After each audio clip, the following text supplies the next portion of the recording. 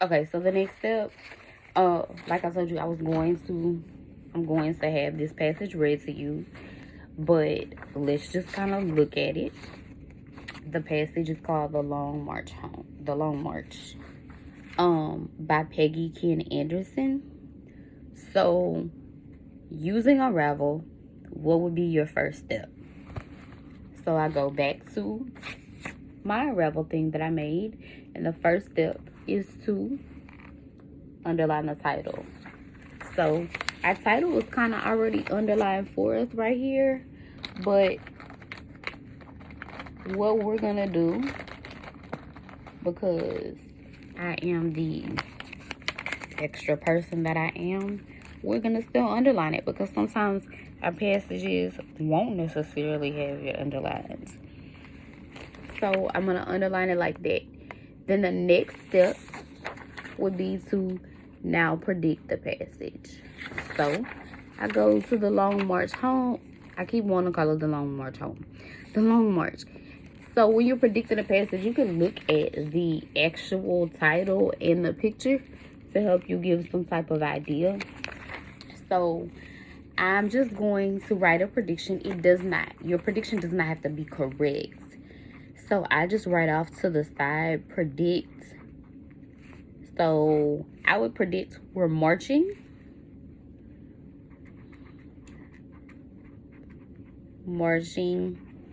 on a long journey. So it would look like this. I just write predict marching on a long journey. Does my prediction have to be correct? No, because you have never read the passage before, so it doesn't have to be right. It's just a strategy to help, get your wheels turning, your ideas thinking. The long march. So we know something is long. We know something or someone is marching. And if you're gonna march and we're going and it's long, so we must be going on some kind of journey. We must be marching and walking far. So that would be what a prediction is. It's not saying that my prediction is accurate. It's just saying that's what I think could possibly happen. So looking at our chart again, we go to R. Run through a number of the paragraphs. So like I told you before, sometimes we don't have to number them. So most of the time on Leap, they're already all numbered for you. But every time we have a passage, we're not going to necessarily have them numbered for us. Even like when we think about social studies or science, if there's a passage or sources for us to look at, they won't necessarily be numbered. So it's important for us to number them. So this passage has like passage number 1, then it has your passage number 5. So I would just go in and fill those in, and I'm gonna show you what that looks like. So they did 1, but I'm gonna still put a 1, 2, 3, 4. They did 5. I'm gonna put 5, 6, 7. So I'm just show you what it looks like. So I put a 1 on top of it that they already did. 1, 2, 3, 4, 5, 6, 7. Then flipping over, I would start off with 8, 9, 10, 11, 12, 13, 14, 15, 16, and 17. So there's a total of 17, and it'll look like so. So I have 1, 2, 3, 4, 5, 6, 7. Flip over, and then 8, 9, 10, 11, 12, 13, 14, 15, 16, 17. So each passage is numbered, ready to go. Then it says, are you reading and annotating the questions? So like I told you, you can do this on the actual screen when I upload it, but I just want to show you what to do if you don't have a printer. So I have my set of questions, and I'm gonna just go through and read my questions. So number 1, part A, says, which sentence describes the main idea of the text? That's the question. So when I look at that, which sentence describes the main idea of the text? What am I looking for? So I'm looking for the main idea. So here is where I would take my highlighter and I would highlight main idea, because that's what I'm looking for. But what are we trying to do? We're going to find a sentence that describes.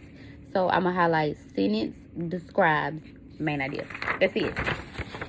Because it tells me when I go back to my questions, it's going to tell me that I'm looking for a sentence that describes what? Main idea. So I annotated it. I can move on. However, if I want to, be very careful with this on Leap.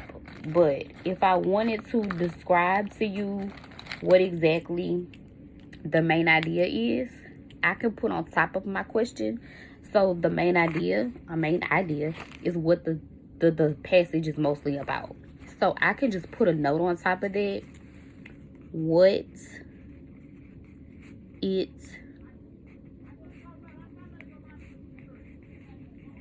is mostly about. And so it's not perfect.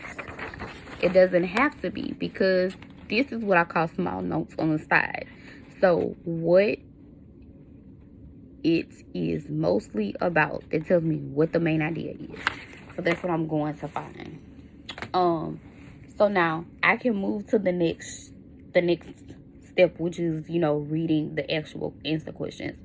So, but I'm gonna do that now, because we're only gonna do like 1 and 2 to get, a few steps together today. So reading the question again, which sentence describes the main idea of the text? A, when the Potawatomi, I'm probably saying that they're so wrong, Indians were forced from their home in 1883, they were able to keep their lifestyle in their new home.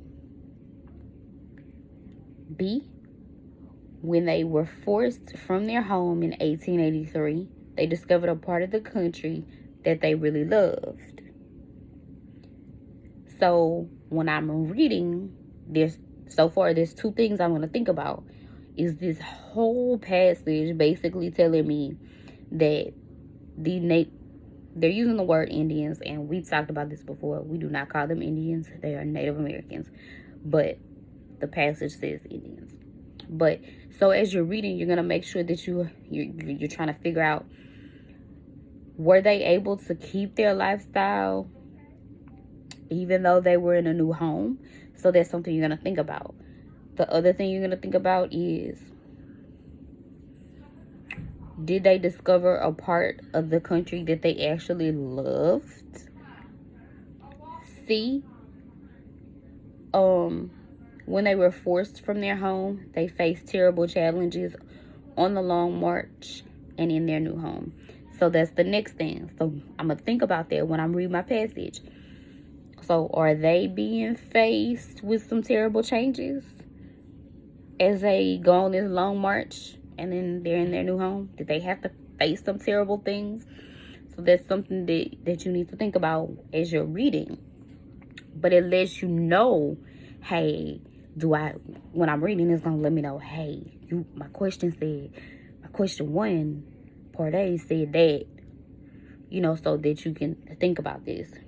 So D, were they, when they were forced from their home in 1883, they died from sickness and starvation before they reached their new home.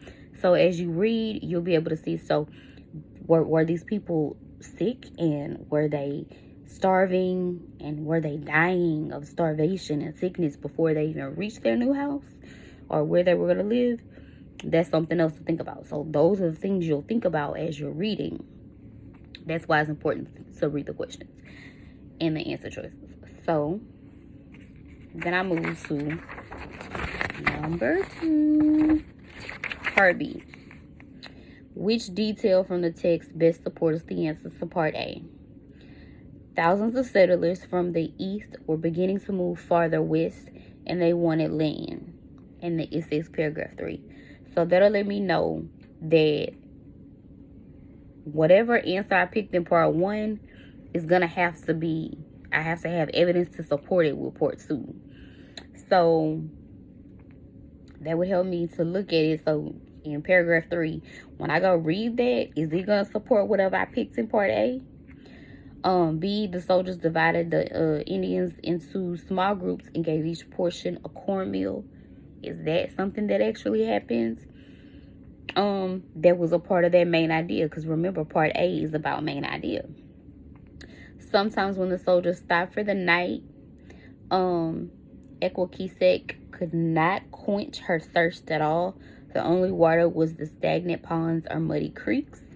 So is that something that happened? Is that something that would support the main idea? Does it provide evidence and back it up? Back up whatever I picked for part A. The story was passed on from mother to child for 3 generations. Finally, a young girl named Virginia was told the story by her mother, and that it says paragraph 16. So in paragraph 16, is that what it said? Is that something that supported it? Is that something that backed it up? So, something I forgot to do was we're looking for a detail that best supports the answer to part A. So, just to show you what my highlighted thing would look like, it would look like this. I highlighted only the important parts. So, the next thing is question number 3. Why was Equakisek determined to avoid the wagons? So what can I highlight there that would be important? First of all, determined to avoid the wagon. I don't even know what we're talking about yet.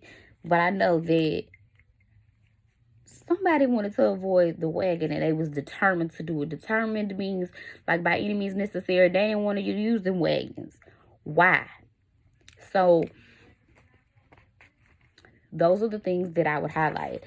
I highlighted why, and then I highlighted determined to avoid the wagons. Because as I read, I want to think about it.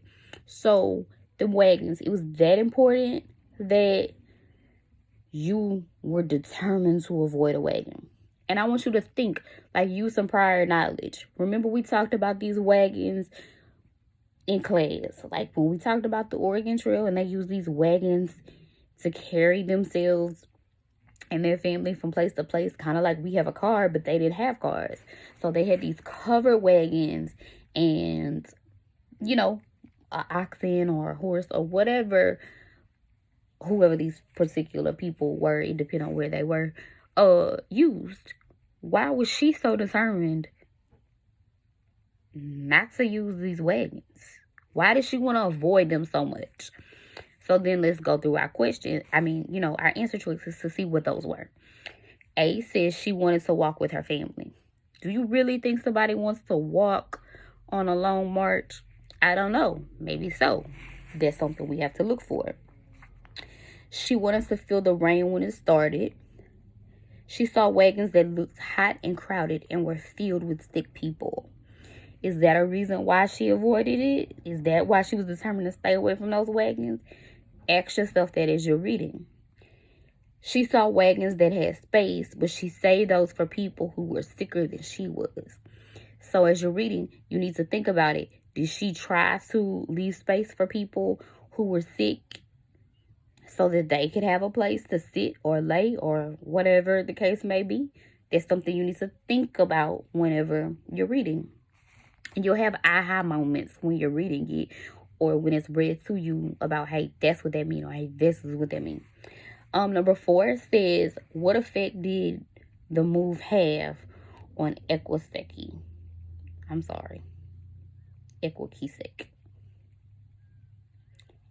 She lost her whole family. Oh, sorry, let's go back.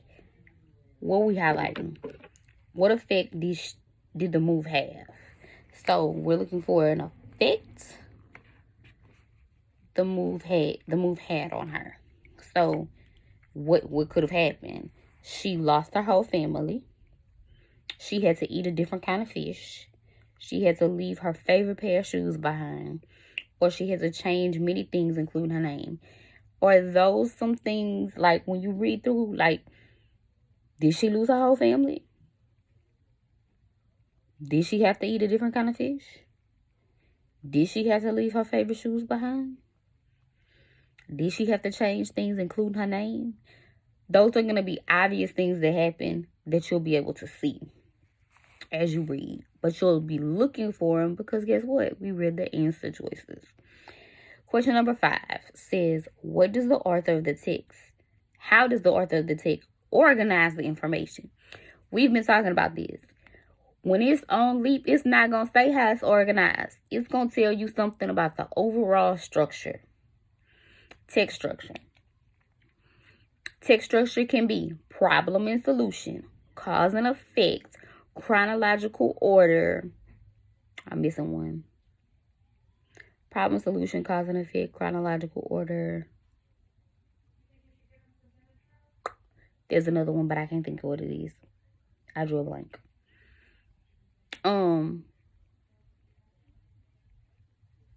That's gonna bother me. So it's going to say, your question is going to say something to this word. How does the author of the text organize the information? It's not gonna say that. It's gonna say, how does the author of the text structure the information? Or it'll say, what is the overall structure of the passage? Or what is the overall structure of the text?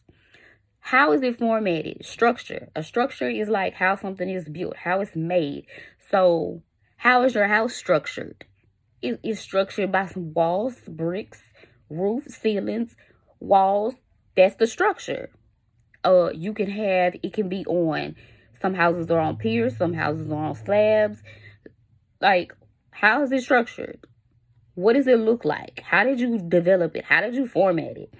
So those are things that you need to look for. So I would highlight the text organized, because that's what we want to know, what he did to organize it. How did he put it together?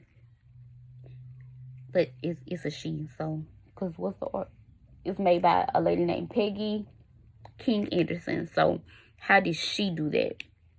So you're gonna have choices. She presents a few stories that her great grandmother told her.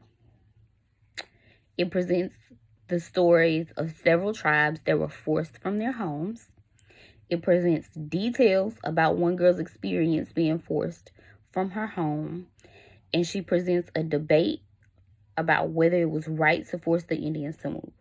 So, did it come out rightly and explicitly say that this is the problem and solution, this is the cause and the effect, this is the chronological order, this is the sequence of events, this happened, so this happened? No, that's not how it said it. It said it in a way that is called indirectly, so you have to draw inferences from it. So let's break it down. She presents a few stories that her great-grandmother told her. So a story that your great-grandmother told you or that somebody else told you, that's not telling you the order of anything. That's not telling you problems. Somebody is just relaying a message to you. You won't exactly know these things until you read them, though. Read the actual passage. The other option would be, it prevents stories of several tribes that were forced out. So it's telling you, it's giving you, so that option would be, it's telling you that there's a bunch of different stories that they're giving you, and they forcing you, you know, they're forcing these people out of their homes. This happened, so this happened. What would that be? Problem, solution, cause, and effects. You need to read to figure out exactly how that's presented. The next option, C, presents details about one girl's experience as being forced from her home. If I'm telling you an experience about something, it's my first-hand account because I went through it. I dealt with it. This is what happened to me. I'm telling you what happened to me. But when you tell a story, how are you telling a story? You're going to have to tell a story in the order that it happened. That would be chronological order. You're telling events that took place. And then the last option would be she presents a debate about whether it was right to force the Native Americans to move. So we won't know those things until we actually read them. Question number 6 is the extended response, and we're not going to touch that one at all. But I just wanted to make sure that we went through each of these. So I highlighted the important parts in number 1, main idea. 2, which is part B to A. So that they go together. So what from here supports your answer that you picked here? Then why did they try to avoid the wagons? And then what effect did this have on them or on her? And then how was it organized? So those are the important things. So that's that part.